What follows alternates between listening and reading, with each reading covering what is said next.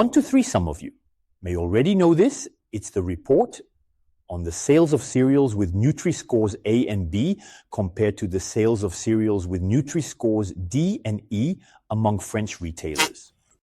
So today I'm going to present to you a rather unique analysis of the promotional strategies in this market. First, I want to come back to this topic, relative volumes. You can see on this graph that the retailer sells as many cereals with NUTRISCORES A and B as with D and E. Each segment holds a 35% market share. And you see, at the other end of the curves, that brand G sells 3 times more cereals under NUTRISCORE D and E.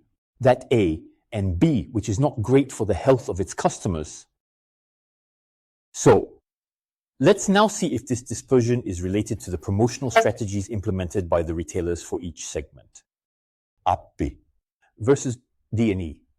So, for this, we built a promotional exposure index, which is the ratio for each retailer between the share of promotional offers in their catalogs and the overall share of their offerings. So, let's first take a look at what's happening with the cereals that have NUTRISCORES D and E. So, we conducted a correlation analysis between this promotional exposure index that you see here on the x-axis and the market shares under promotion that you have on the y-axis. The correlation coefficient R2E is below 0.1, which is very low, meaning that promotions likely only influence the D and E category, but have little effect elsewhere. On the other hand, if we look at what's happening with the cereals that have NUTRISCORES A and B, we find a correlation coefficient of 0.82. Promotion is therefore here, very effective at guiding customers towards products that are better for their health. In this regard, some retailers already have quite virtuous strategies. You can spot them here in the top right corner with an index above 25%. So, in conclusion, if all our brands were to promote a little more NUTRISCORE A and B cereals, they would contribute to a more sustainable world by being a little more concerned about health of their customers.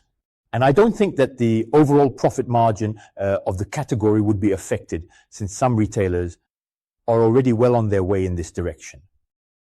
And I think it would be better for their business because they would anticipate what is soon to happen for sure, namely 1.